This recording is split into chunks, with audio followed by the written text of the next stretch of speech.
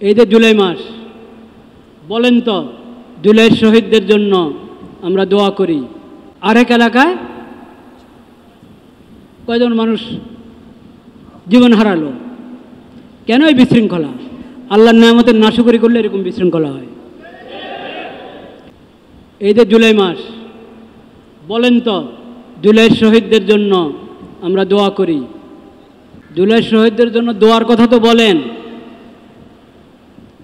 কিন্তু জুলাই আগস্টের বিপ্লবের মান কি আমরা রক্ষা করেছি? কখনো করিনি।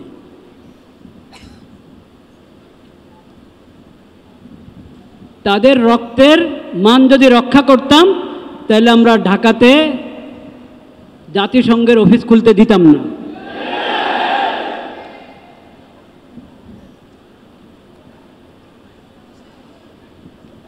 এবং এই সমস্ত নাশকরির কারণে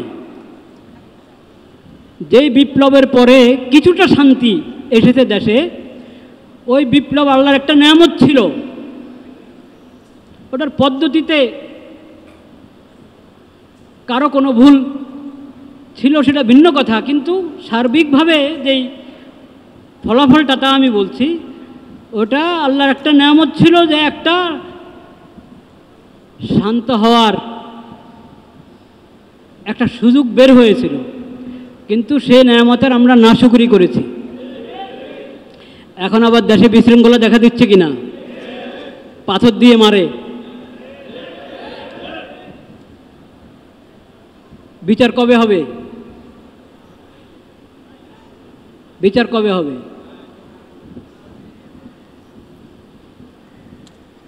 আবার আরেক এলাকায়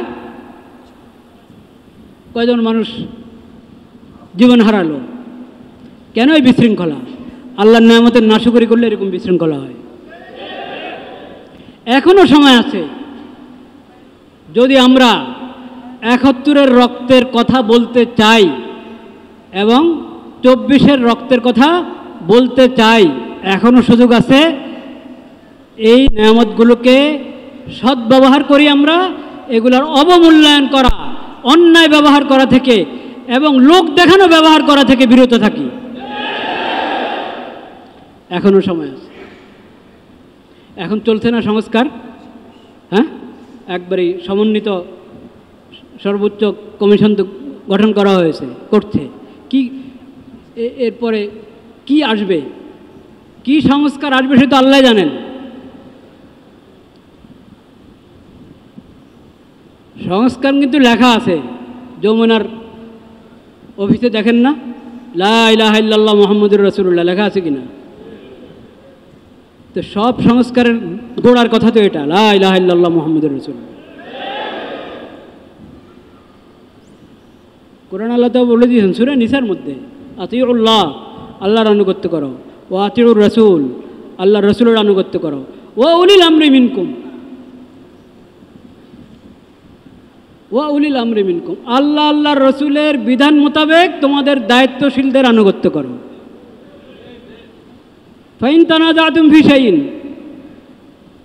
কোনো বিষয়ে তোমাদের মধ্যে দ্বন্দ্ব হয়ে গেল, তাহলে এটার ফায়সালার জন্য পশ্চিমা সভ্যতার কাছে যাও না, পশ্চিমা সংস্কৃতির কাছে যাও না, পশ্চিমা শিক্ষার কাছে যাও না। ওটা বলেন না আল্লাহ তাআলা, ওখানে যাও। আল্লাহ বলেছেন কি? ফাইন তানাযাতুম ফি শাইইন ফারুদ্দুহু ইলাল্লাহি ওয়া রাসূল। কোনো বিষয় সংশয়, এটা করা উচিত কি করা উচিত না, এখানে কার দাবি ঠিক, কার কথা ঠিক, কিভাবে এটাকে সমাধান করতে হবে, তখন আল্লাহর কাছে যাও, আল্লাহর রসুলের কাছে যাও, কোরআনের কাছে যাও, হাদিসের কাছে যাও। যদি সংস্কারের প্রথম কথা এটা হয়, লা ইলাহা ইল্লাল্লাহ মুহাম্মাদুর রাসূলুল্লাহ, যদি প্রথম কথা এটা হয় যে যত দফা, যত কিছু, যত দাবি, যত অনুচ্ছেদ আছে সংবিধানে, সব কিছুর গোড়ার কথা হলো আতিউল্লাহ ওয়া আতিউর রাসূল, আতিউল্লাহ ওয়া আতিউর রাসূল। যেখানে আল্লাহ আল্লাহ রসুল বলে দিয়েছেন সেখানে আমাদের কোনো কথা থাকতে পারে না। এই হিম্মত থাকতে হবে, এই সৎসাহস থাকতে হবে। নির্বাচিত সরকার হোক আর বর্তমান যেরকম সরকার ওরকম সরকার হোক, সবার এই ঈমান থাকতে হবে, এই সৎসাহস থাকতে হবে, আতিউল্লাহ ওয়া আতিউর রাসূল ওয়া উলিল আমরি মিনকুম।